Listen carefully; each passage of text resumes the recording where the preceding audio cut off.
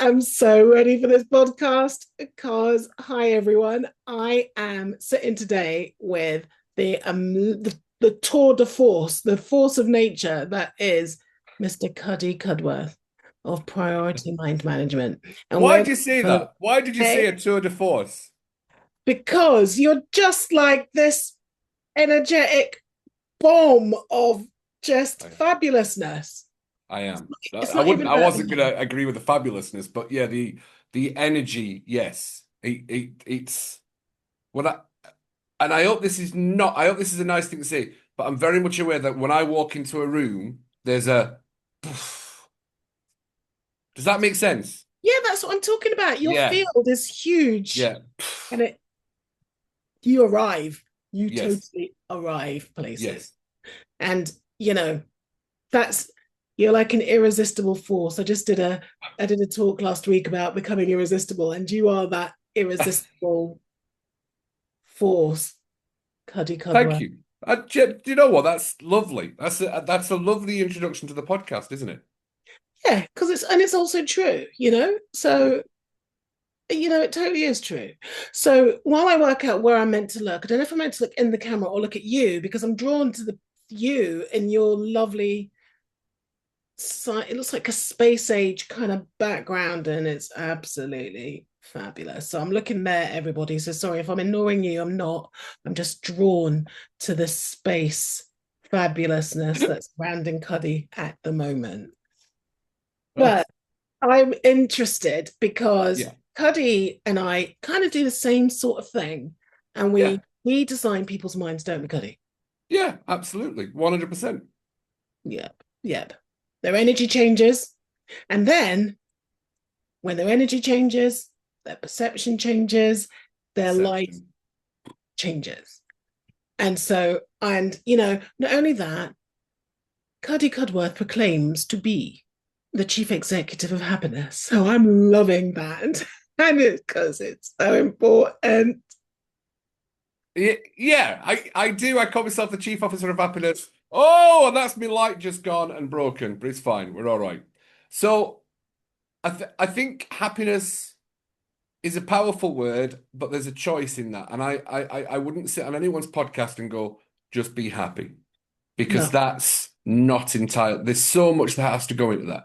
There's a lot of work that goes into that. But to be, and I know that we'll come to the word eventually, but to be able to harness happiness as a choice, even when I'm not feeling it and I'm having a shitty day, then I think that mastery is something powerful that anybody can own. love that.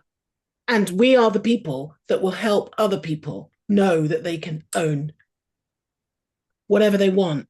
Everything is on offer, right? Isn't it? Yes. It's Even though we just don't feel it, yeah. Feelings feelings are really important, but they're not facts. And it messes people up on a daily basis. yep. And I feel for the people because I'm like, it's just why Dawn, as a because I know you're a therapist and I call myself a mind management coach. And I know that when we first chatted, I said, I'm not a therapist because I don't therapize. And you were actually could we kind of do the same thing with like NLP and all those kind of things. I was like, right, okay, that's fantastic. But do we it kind of frustrates me a little bit that I think a lot of things are a lot harder than they need to be, which is people's perceptions and understanding, especially when it comes around trauma. And I don't sit here as trauma as something that can, yes, manifest for years, but can be resolved quite quickly if people are open and receptive to it. Yes. And I just think it's so unfortunate that people walk around. As I suppose, I don't know if you ever had a bad time in your life, but I know I did, and I didn't know how easier things could change because I'd come out of the fog, the consciousness had changed. And I did look at myself and go, you absolute walloper, it could have been so much easier. I didn't actually have to go through that 6 months to a year of absolute purgatory that I technically caused myself. Yeah. But then also trauma can be one of those things that you then start to identify with if it's become too long and it Identity. becomes becomes an identity and it becomes that lovely little quilt. I remember talking to a client one time about their depression and they were going to stop Mm. coming to see me because they'd got better Yeah. and they weren't quite happy about that. And we discussed it. And I said to them, you know what, your depression is your best friend, isn't it? And they sat for a bit and they went, yeah, it actually is. Do you know I've asked that? Do you know what? You nailed it because when people whatever they come with, I ask them that question because it's a powerful question for identity. Which I look, the power of identity and the shift in identity is absolutely Sure, cataclysmic for people. I get that, but for I sure. am because I've said I'm not a therapizer, and I will definitely ask you, as I say, horrible questions that will get you moving. And I ask them, who are you without depression? Who are you without whatever label you have? And they can't answer it because the label has become Become the the friend. identity. And I'm like, oh, wow. Absolutely. Yeah. And this is what we do. We work on the identity level. And I say to my clients, so, I need to stop calling myself a therapist because everyone just thinks I'm going to go, let me stroke your hand. Do you feel better? Yeah. No, it is not that. It Come is. over to the dark side, Dawn. Be a Do you mind know what? management coach. I can do that, but that's for that's advanced therapy. I can do the hand stroking, whatever, the Jedi move. Yeah. But they, they kind of feel like the conditioning. So this isn't even about the word, but what we're talking about here is that whole conditioning that things take a long time. And I'm always saying to my clients, as Brits especially, oh, this whiskey that's 12 years in the making is so much better than the whiskey that we made just 2 weeks ago. And it's like, okay, so when you're trying to explain to them that change can turn on a sixpence, if you're available to it and you're open to it, you're willing for it, it's there. What you'll know this, when we change people in hours, change people's lives in hours, they go like that's nice. So don't they though? They're I like, have to, yeah, right. Yeah. Because I openly say I can't make any guarantees. I genuinely can't make any guarantees. And if someone's, look, I've just finished working with a client, and there was an addiction to certain kind of drugs. But well, I understand I said, do you have any trauma? She went, actually, we need to talk about that. Not a problem. Brilliant. Let's go through that little cheeky little timeline. Let's get down to it. And 3 sessions, and they'd paid for a 6 months block with me. They'd paid for the 6 months. I went, look, you've got a choice. I either do 4 sessions or a month, 6 months. Or because I've been going through this an awful lot, I think I'd like to do the 6 months with you. Not a problem. That's fine. Right? So they've come up to the third session and they went, Cuddy, I'm not smoking cannabis anymore. I'm like, brilliant. I've actually not had any urges for nope, brilliant. 3 sessions. 3 sessions. that's all it takes sometimes. But then I find that quite a lot of my therapizing or mind designing is helping them understand that actually it's okay to have changed like that because we're not conditioned Love for it. that. We're conditioned for, oh, I've spent 7 years in therapy and now I can do 25% of the thing I wanted. No, it's literally like you say, 3 hours, addiction's gone. Can I share? I don't even know if we're doing a podcast right now, or I mean, you were just sharing work stories. To be fair, but can I share something with you? Because Please. I know I call myself the UK's leading mind management coach, totally self-titled, right? I realised there wasn't many mind management coaches, so I said, right, I'm the UK's leading. That's it. That is the honesty to why I call myself the lead. Plus, I know it's an identity I want to move into, right? That's it. That until I get to actually be the UK's leading mind management coach, boom, I've got something to move into. But I sat with this. I don't think they'll watch the podcast, but there's no names mentioned. But to listen to one of my clients who had been to 7 different counselors, 3 different therapists, and a psychotherapist, and because I in the first session I do with people, I literally don't talk. Just let them talk for an hour and a half, and I get to the end and I ask them one question. That's kind of how it works. But this person, this fantastic human being, was literally told by counselors, therapists, oh, you're the worst kind of addict I've ever met. You're the worst kind of addict I've ever met from a professional. So the person sat there doing, and I'm like, because right, and I know, boom, identity. Now you've got a label of, oh, somebody who's intelligent and authoritized and done whatever they've done to become that label of counselor have said, oh, you are actually the worst kind of therapist. You're the worst kind of addict you've ever met. And I'm like, are you shitting me? That's what. And then they told me some conversations they had with counselors, and I'm like, okay. And I will share. We literally, because I think give it away so that somebody might be able to do this. We went on a timeline quickly in 45 minutes of what happened when you were 5, take me to the day before, speak to the little child, bring that person in, let you know, nervous system completely reset, tears, emotional break. Now she was like, oh, I just keep talking to myself the day before. Perfect, not a problem. Cuddy, I'm not smoking weed anymore. Done. I went, do 21 days. I bet you'll never smoke weed ever again. And they were like, all right, okay, fair enough. I don't even know what your word is, but at the moment, the word that's coming up for me is identity. Well, Because we're talking about I don't think people understand the power of identity, but that wasn't the word I was going to talk about today. no, it wasn't. It isn't. And we can go to your word, but I love that. No, we can go to your word eventually. But I love that whole thing because it is so we do exactly the same thing. And actually, I do think a lot of our I don't know about you. I'm dragging you into what I do, and you might be like, "Ah, Do these it. No, I love it. I people love have it. they," or but it's very much to me that set. It's more straightforward than it looks. It Everything's is. much more straightforward than we believe it to be, and or that we've told it's going to be. And once you know that, everything can chill out a little bit because it's not this thing that you've built it up to be. And actually, when I tell my clients that the power is in them to change everything, some of them don't like that because they're a bit like, "What you mean? No, they don't. I've got to No. do all this shit." And I'm like, "Yeah, but you're carrying loads of shit from your dad. You're carrying loads of shit from your mum. You're carrying that school teacher that said something to you in 1987. Always the school teachers. Always the Always the school school teachers. teachers."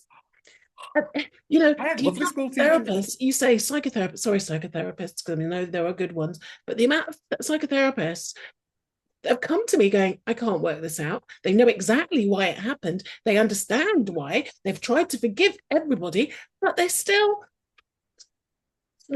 carrying the energy and the vibration of this thing that's happened to them. So Yeah. I'm like, you know what? The stuff that you've been doing, it's like putting an elastoplast over a volcano because all of this stuff is raging in your subconscious and playing back and playing back, and your therapy that you know about, this stick that over the top. That's not gonna fucking work, right? So yeah, It's not. it's No. not. So we know. I'm like, I think we do. And I think I'm like the Miley Cyrus of coaching because I just come in like a wrecking ball. I'm like, look, I'm literally, I've often called an identity. I've often called myself the root canal of coaching Ha, ha, because ha, I need to get to your sore point and I'll do it in the first session. And for then we'll sure. come back. Yeah, let me get to the root cause. So We know where it funny is. because you say that and I say it like I use a garden because I'm a woman and I'm not doing the wrecking bullshit, but I'm pulling up your garden. I'm Yeah. DTF and all that Be shit. careful how you pull up your garden, Dawn. Not your lady garden, just your spiritual garden. Yeah. Pulling all that crap out, getting all the weeds out, Yeah. and then we'll let the earth bring forth what's there. The little shoots. And instead of shouting at them, going, "Grow! Why am I not better?" They just come up. Anyway, we could talk And about by this. the way, I don't shout or scream at any of my clients. I just want to make sure I am actually so. Somebody asked me the other day, Cuddy, what is this something we don't know about you? I went, I have an exterior of loud and obnoxious, but I'm actually really soft and calm. And I'm like, especially in sessions and stuff, I'm actually super nice. They went, oh, You've that's got not to the be appearance we safe, get haven't from you. you? I'm You've like, got to be I know. safe. You've got to create the safety. 100%. I create the safety super quick so that they feel comfortable, so that we can say, are we okay to go to that? Let's go for it. Because Cuddy, I'm fed up of what's going on. Perfect, not a problem. But you know what? Sometimes when your client drops an F bomb, they go, "Oh, sorry, Dawn, I swore." I'm like, "Mate, you haven't seen me in the pub. Swear away. It's Yeah, totally fine." yeah, But listen, absolutely. right? We were talking about I want to get to because you're the chief of happiness and you're the wrecking ball and all this. I generally am. I feel like this word that you want to bring to the table could be anything. So what is it? Well, the word is congruency. Am I saying that wrong? To me, it's congruency. To me, that Congruency. sounds really American. Does it? Congruency, yeah. It's like the Ryder Cup to How me. do you say it then? I said congruency, but I could be Congruency. wrong. You're saying congruency. I'm saying congruency. Is that a tomato kind of thing? It's total tomato, tomato. It's just one of those. It's just one of those things, isn't it? Yeah. But I speak like the World Service, sadly. So, and that's going out of fashion now. So, I'm going to be like one of those old people with a lyre or something soon. That's where I talk. So, your congruency. Tell me about it. See, What? now I think congruency is more powerful than I'm not. I've been working through authenticity, Mm-hmm. and I think, and I did a podcast with someone. I'm like, there's something about authenticity that when you stand up in a room saying, "I'm just being authentic," I'm being authentically me, but yet you've alienated half the room. You've actually been quite weird with your authenticity. Weird's not the word. If you stand up in a room and think, well, I can just go around and insult everybody in the room because I'm just being authentically me, I don't think authenticity. I think authenticity becomes an excuse for, and I think it's a get out. Oh no, authenticity is the buzzword. Authenticity allows me to do this. If you get offended by that, then that's on you because I'm just being the authentic me. And I don't ever really go out of my way to technically offend anyone, or there is a slight part of me that I do sometimes. I understand intention. So again, I've got to be congruent with who I am. There is a 10% of me that I have a nasty streak that I know I could probably be a wee bit. How bad are we allowed to go on this podcast, to be fair? Badass. Right, That is okay. one. So I can be a little bit cunty sometimes. Like it's a great Scottish word, cunty. I can be a little bit cunty. There is a side of me that's very female, very lashy out, possibly menopausal, to be fair, because I have. There's going to be a lot of ladies going, how dare he say that? I'm like, no, no. My wife's, I've been married to my wife for 20 odd years. I'm well versed in menopause, and I do identify with some menopausal symptoms myself. I don't know if I'm taking that from my wife in any way whatsoever, Well, but menopause is a thing. Menopause is a thing. I look, if you've been around menopause long enough and you love your wife as much as I love my wife, some of those emotions are going to get passed out. And I know I'm an empath, so I do take on my wife's shit sometimes, and that manifests with me being a little bit cunty sometimes. But I think congruency is a much more powerful word of understanding your values and actually living to those values. Yeah. I think instead of just saying the values and being the values, I think congruency is a powerful word for our actions matches who we are, and especially in coaching and therapy. Yeah. If you are, and I think I learned this from a course years ago, back maybe 6, 7 years ago, and I was learning cognitive behavioral therapy. And one of the top tips for like being a really good coach or a therapist was congruency. Don't say it. Don't your body won't match your Absolutely. your words, and whoever you're working with is just going to sit and know that you're full of shit. They'll just know you're full of shit. Sure. And I think I do walk into a room knowing I'm going to own it because I've made that, I've created that, but under congruency of my words match who I am. And I think for anybody, especially with the way the world is going these days, with understanding patterns, and I would definitely moving towards the different side of the spectrum of I'm not ADHD or autistic in any way whatsoever, but I know that side of the spectrum recognize patterns and they'll know if someone's off. And I think there's a side of the autistic spectrum that'll be like, I don't trust that person. There'll be a lack of congruency. There'll be a lack of something matching. So the brain will see it and go, there's something off with that person. So I think these are really powerful traits. And I think congruency is such a powerful word, that being congruent with who you are and having your words match who you are and your actions matching who you are, I think you'll find that things change. So yes, when I do walk into a room, it is my intent and my purpose to own that room by being congruent, which is genuinely happy, cheeky chappy, chirpy, but knowledgeable, and I will make a difference. And that's me being congruent and self-awareness. So I think congruency and self-awareness is a massive, massive thing of which most animals like me. And I think that's a great sign for if animals like people, right? Absolutely. And Yeah. I totally agree with all of that, Cuddy. Yeah. And I would almost go a little bit deeper and go from a cellular level, from an energetic, vibrational level, Yes. your congruence is felt, or your congruency is felt, or congruency, whatever the thing is, you'll feel it because it's that thing, isn't it? Where you walk past someone and you just think, their energy, just like my daughter says, all their energy's off. And you just, Energy's off. and that's because they're not congruent. There's something, or someone speaks to you and you think, their words aren't matching. I heard what they said, but I just didn't buy it. It's because they're incongruent, isn't it? So I often say this on a lot of the podcasts that I do and things like that, but I didn't really do that well at school. So I think I got D's in most things, which wasn't a pass. I think I got a C in history. So I would have, if I didn't have the belief system I have now, I would have thought from school, oh, I've failed my exam, so I mustn't be a very smart person. With the brain overgeneralizes that, right?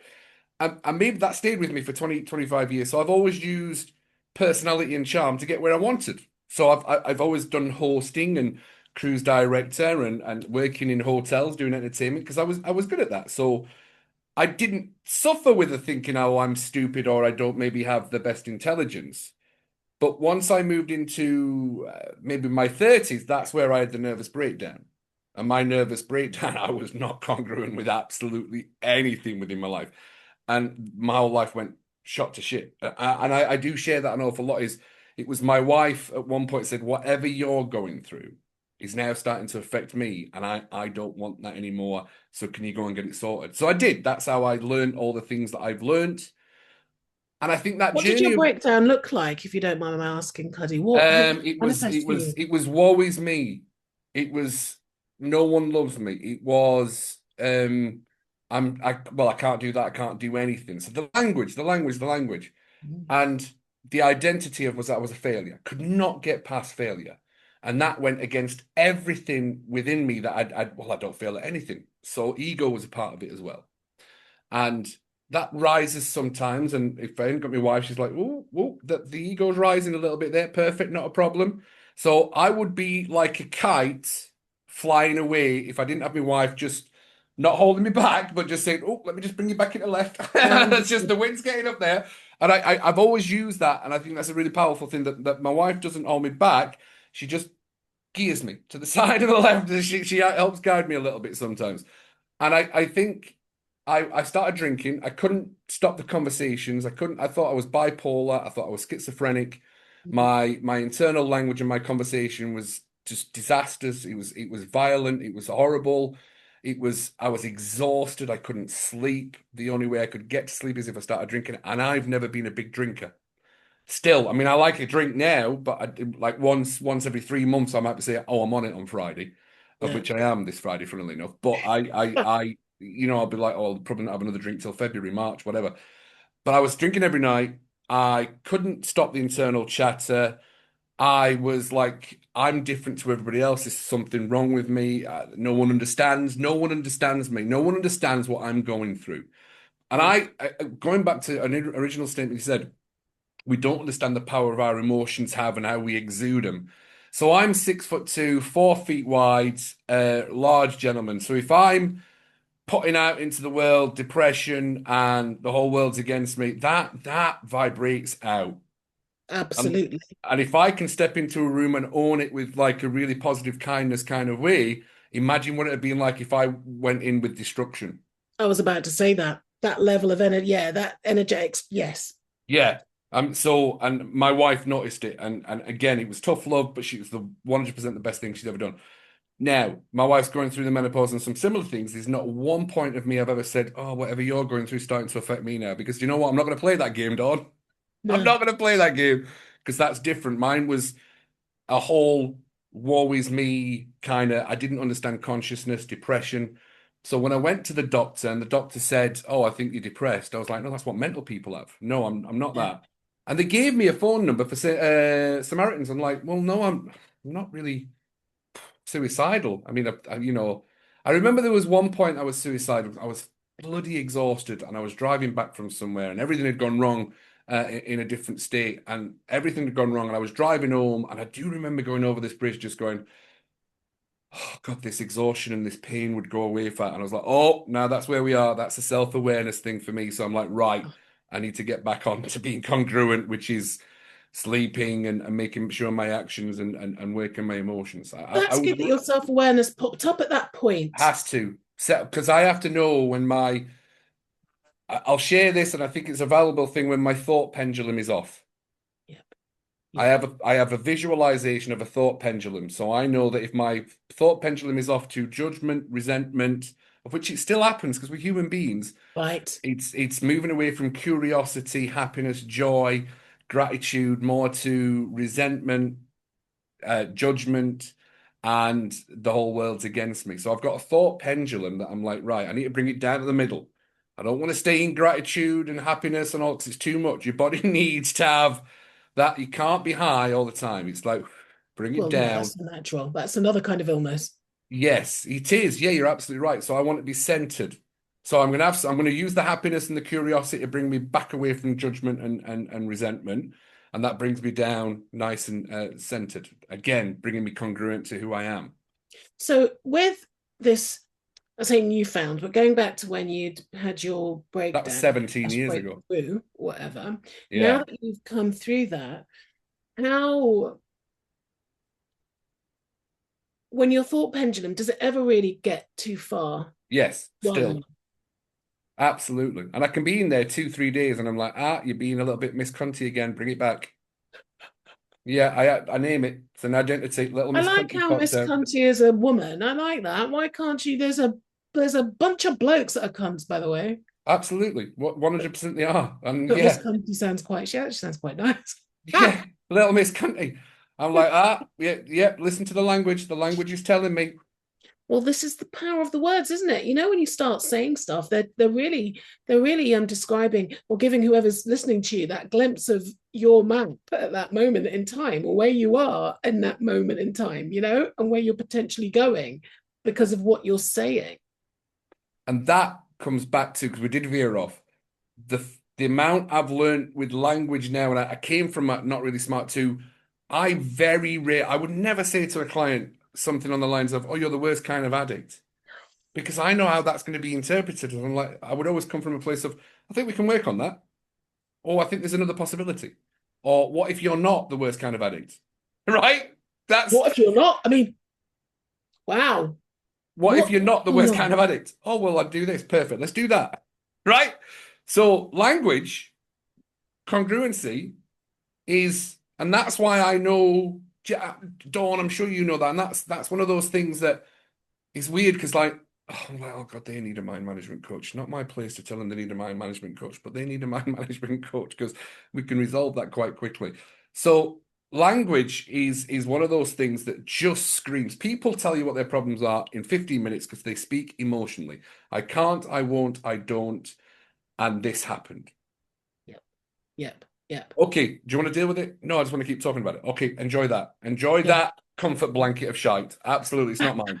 It's not mine. For sure. For sure.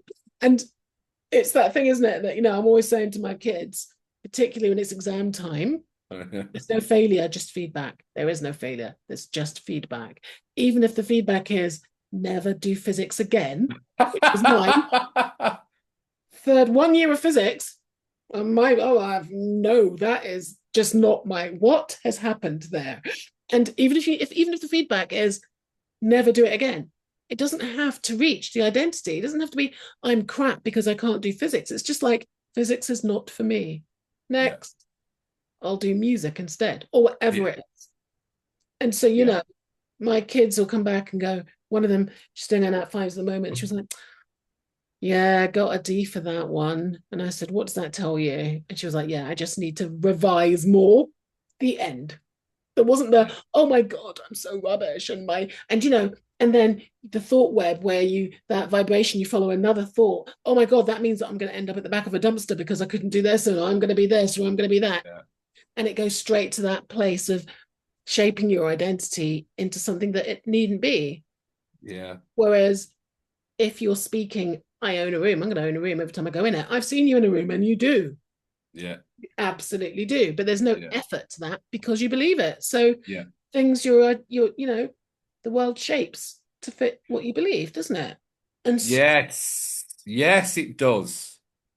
I so mean, and you know, for anyone watching this, or let's say somebody's watching this and they've got horrible trauma, and I've worked with horrible trauma more, and to anyone that ever gets in contact and because I always think if there's resonance, you'll get something out of it. And a lot of the times when you're working with a counselor, there was no resonance in the first place, so that's probably why it didn't work. And the last two or three clients that got me said, "Do you know what, Cuddy? I was talking to a psychotherapist, I was talking to a hypnotherapist, and you just walked into a room and I was like, no, that's the guy I'm going to work with. I just know it." And then a couple of weeks later, we started working together. So don't underestimate the power of resonance. So if you're watching this and thinking Cuddy's an absolute wanker and I would never work with him, you're right. You are you're 100% absolutely right. right. It's not going to I'm not work. your guy. But if you're watching this and going, oh my God, he actually not only sounds like half decent, funny guy, I think he actually might be able to help me with the whatever atrocities of trauma people have had from abuse Oh, to it's just I mean and I'll be very honest, I've actually, and a lot of people say, Cuddy, you shouldn't do that. I'm like, I get emotional with the people that I'm working with. The fact that they feel comfortable to tell me, comfortable to work through it, I get emotional and I get quite teary. And I'm like, just give me a second. I'm just gonna, and they're like, oh my God, Cuddy, I never thought about that. I'm like, look, if you're sharing that shite from when you were 7, 8, or 9 year old and you feel comfortable to tell Cuddy, a mind management coach, thank you. Now yeah. let's work on that shit.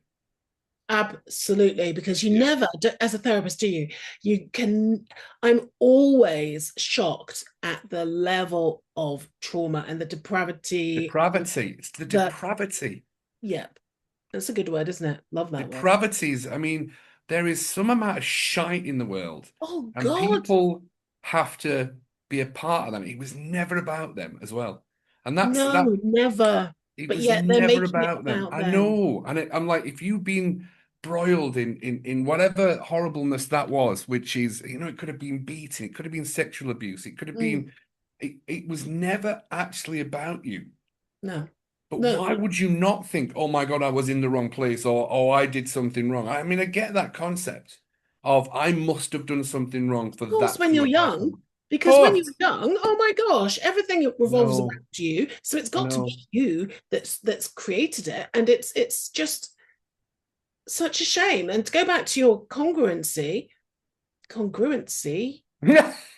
the thing, it's when you're in that level of trauma, you just don't, you can't. It's like you're this this ball of trauma and pain and shame and fear, but then it's like, right, sharpen that up, get to school, look the part.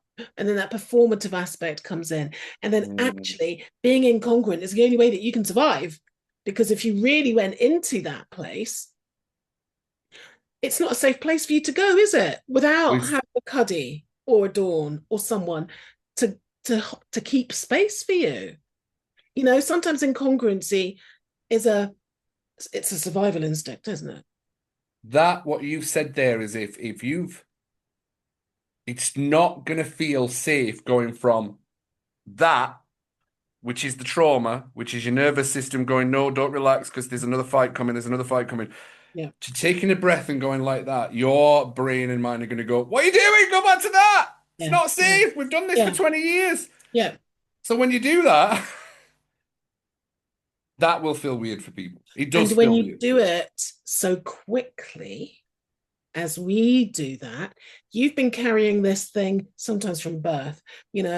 Most of the time, between 7 and 13, it's all going down, and if not earlier. So when you've been carrying that, and someone of 35 comes to see us, Yeah. and they're done in 2 hours, Yeah. the amygdala's going, "What the fuck? What? Yeah. What? What? Where is the threat? Where is the threat? I've Where's the seen it for threat?" 20 And years. and you've got to. My So it's sister, going to start creating a threat because that's normal. Well, my sister went. She was at some healing session with some guy that we went to school with. I've forgotten his name, but he does a lot of stuff like us, energy work. And she went to something in the States that he was in. He was running, and this guy was like, "I've got a really bad leg." No, no, no, no, no. Anyway, the guy worked on him, and within 25 minutes, it was gone. And this man was like, "I don't believe it's gone." He's like, "It's gone." Blah blah. At the end of the session, she saw that same guy kicking the wall with his sore leg, trying to get it back. Couldn't He could not believe. It feels weird. And it doesn't feel safe. You've lived with it and you know how to cope with it. And you've shaped your whole life to keep yourself safe, haven't you? With that sort of level of trauma, unless you have a cuddy you adore to do that. Do you know, I'm always very, it doesn't matter if it's a Cuddy or a Dawn or Bob or whoever you resonate with, it Ever. doesn't matter. Whoever keeps you. Most pain is emotional. Yep. It's emotional pain.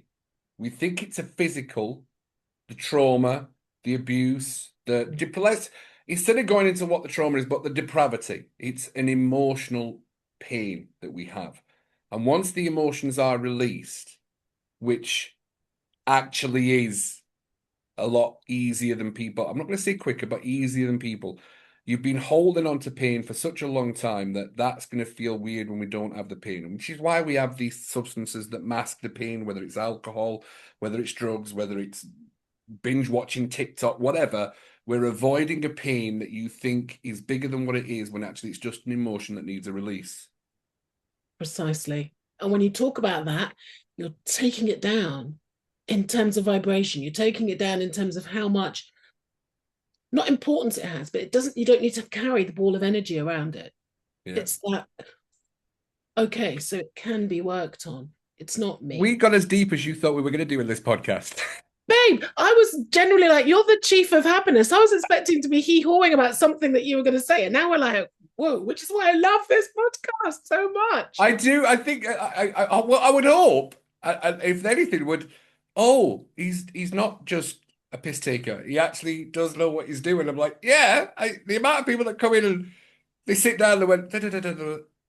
Oh shit, you're not full of shit. I'm like, no, it's I've had that. I've had someone literally say to me to my face, "Oh my God, you're not a quack then." no, And be like, "Okay, you're not coming back," but also, no. no. You never once. The amount of times I've said you're never going to come to me and walk away with a diagnosis. Oh, I don't diagnose. No. No, it's about that emotional pain that you're talking about. To me, is a reaction to something else. It's just the result of something else. So we need to unpick what that thing was that is creating that. And it's literally, so Yeah. that you can really feel who you really are, to get back to your congruency, so that you can personify who you really are, but it doesn't have to take effort. It just has to take removal and mind design. I love that mind design. That's very good. Yeah, I think you should use that. Well, mind design. I'm a mind. I'm going to be a mind design coach now then. No, I'm doing that because I was a graphic designer, so I'll be a mind designer instead. But what I mean, you are already, aren't you? That's what you're We doing. do. It's the perspective thing. I don't think people understand the difference of how we can change a perspective within your mind with your eyes closed without hypnotherapy, and your entire nervous system goes, "Oh, thank you for that. That's all I needed." And sometimes it can be simpler. If you're going to when the pendulum swings the wrong way. I remember, I was in a really bad place. No, I was It's just never as bad as what we think, is it? I know. no, I was just feeling the emotion, and I was like, "Oh my life is awful." And my husband, who was like your wife, was like, "You know what he said? You know what he said? Eat your dinner." And I was like, "Oh no, I couldn't eat my dinner." And he put the dinner out, right? And I was like, "Oh no, my life's terrible." And he's like, "Eat your dinner." So I'm like, Just eat your and then I was like, and I was sitting there, and but actually, blah blah blah. And then I ate my dinner, and I was like, and you just dinner. looked at me. And he was like, "Right, we're done here." Brilliant. I And love then that. Eat your dinner. I eat your, mean, that's fantastic. eat your dinner. And that was all it took him to say 3 or 4 times, "Eat your dinner." Yeah. All he said. He didn't engage with the emotion because he Yeah. knew it was going to pass. Didn't Yeah. engage with it. Didn't take it by the hand. Didn't do that. "Oh, come back here and eat your dinner." Brilliant. Just yeah, Absolutely he's fantastic. a coach. But listen, before we go, because you've got a little doggy to go and get looking I for. actually, I've got 15 minutes because it's Yeah. literally 3 minutes for me. But this doggy pamperer, she's fantastic. So when she messaged me and said, "Oh, I've got one space," I'm like, "Take it, I'll take it." Oh, my dog could do with that, but honestly, he's half border collie, half lab. He's just like nut. And you know what? I'd take him, then he'd just end up in some manky old pool somewhere, and I'd be like, you know what? Forget it. You know. But listen, before we end this lovely Yes. conversation, because I really hope that we can do another one soon. I would like you in a Roger Murtaugh from Lethal Weapon kind of way, when he was like, "I'm too old for this shit" in the All right. So the Danny Glover version. I'm too old for this shit. Yeah. Danny Glover, yeah, when he was playing Roger, and then he was looking at Mel Gibson being like, Yes. as he was like, "I'm too old for this shit." What would you say in your life you're too old for? What have you had enough for of? Drama. Oh, Other people's drama. fact. I honestly, the amount of time. Look, and I'm not going to say too much, but I don't think any of my family watch it anyway, so it's not a problem. But drama. That people just are walking around with drama, not trauma. Just they live in a world of if I don't create drama, who the fuck am I? And I'm like, I can't deal with that shit anymore. Oh, for So other sure. people's drama, members of my family, I'm like, it's your shit, not mine. And that's took me a long time to get there, Dawn. I'll be Yeah. honest. There's still. I mean, I see. You see the posts on Facebook, and it's drama.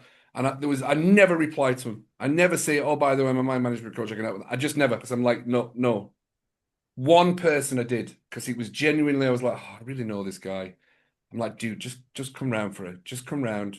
Oh, could you? No, just look. It's there if you need it. Just come round. Just and I never reply, but drama. Just I can't be asked with the people's drama anymore.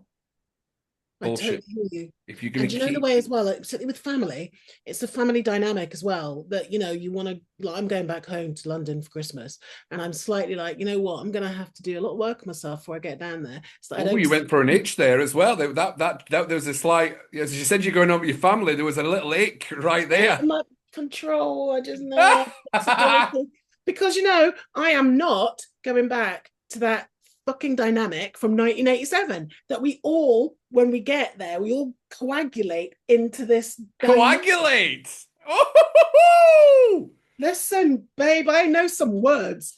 And do you And know, before we wrap up on this podcast, can I just let everybody know? Dawn went gangster and called me fam before we started this podcast, and I was like, Dawn, what are you saying? shut up, brethren.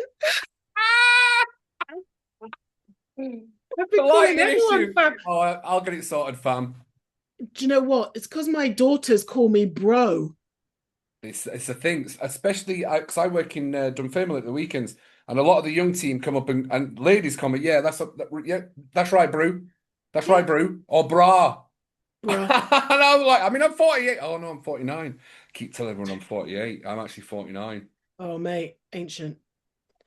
But yeah, bro. There's And there's a never mind. label, Dawn. Ancient. Cheers, love. It's all right, darling. I would say not so much ancient, but wise. You've lived, you've lived longer in the world than some. I think I've That's lived longer than I probably thought I would do, to be fair, as well. I think that's a fair assumption. Oh, and do you know what? And I love that.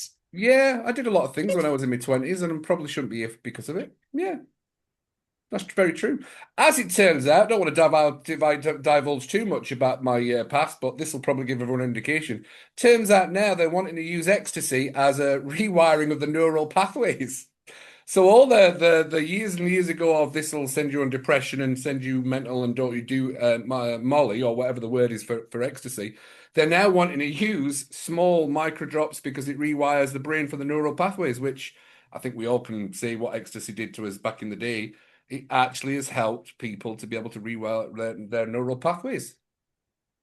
Do you know what's interesting to me in that is that all my mates who were really into it Yeah. wasn't. Good deflection there, Dawn. All my friends who were really into it, in case the kids That's see the me. podcast. It wasn't that me.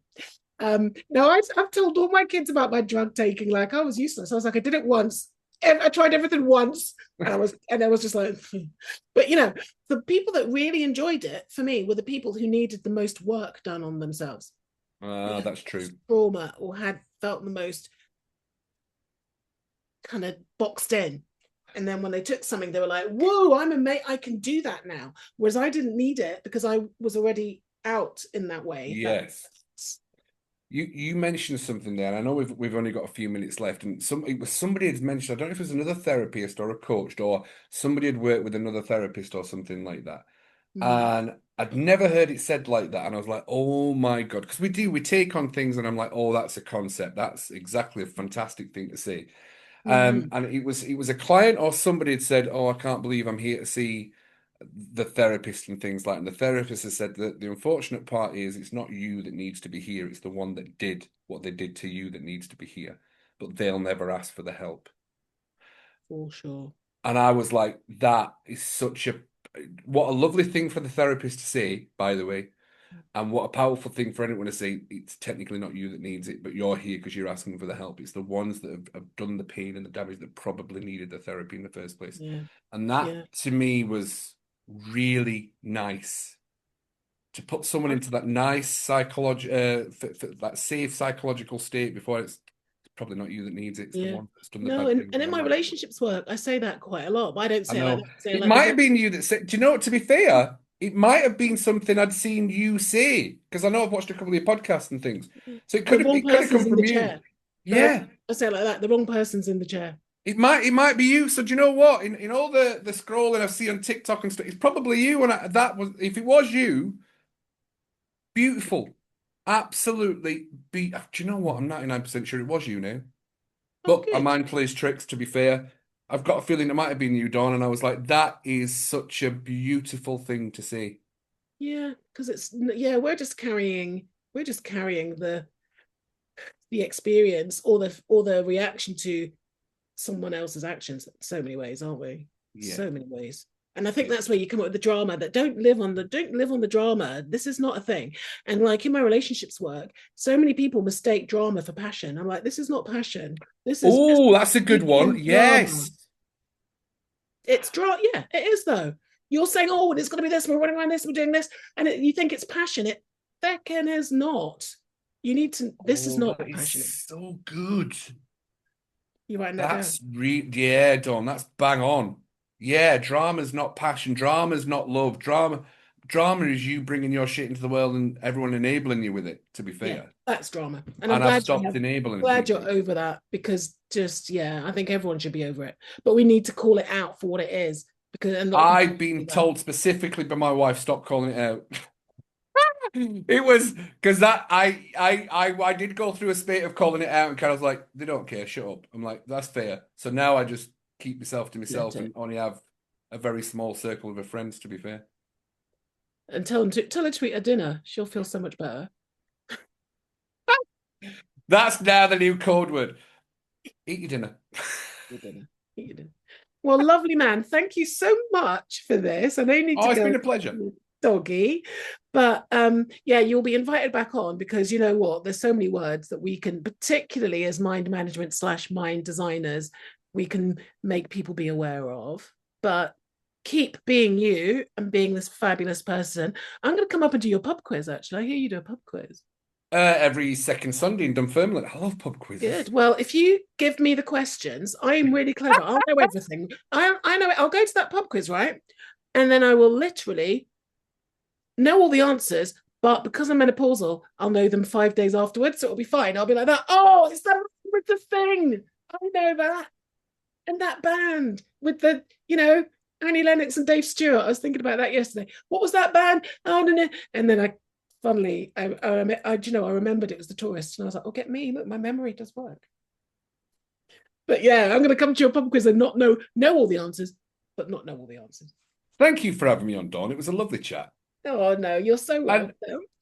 and as a compliment to you, when I see people who I would, technically identify as people who have gone through a lot more, university degrees and psychology and all the things that are out there that I know you've gone through, and I feel meet you at that same place, and I haven't gone through that learning and training. Mine's more book based and the courses that I've done and then tried new techniques, thinking, well, if that works, this will work. And that's where mind management has come to. So the fact that I get to sit in a space with someone I would class as far smarter than me and to be able to hold that conversation with you, Dawn, I genuinely thank you for me. I appreciate that. Oh, and you know what? No, I feel the same about you. I just want to sit and go, what's in your mind? Tell me about it. It's not about the degrees. It's not about how much No, you have learned. It's what you yeah, know. It's it what you is. know. And it's about being curious, I think. Yeah. So thank you. Thank you, Dawn. As always, if it's in the mind, it can be managed. And big love from Cuddy. Thanks, fam.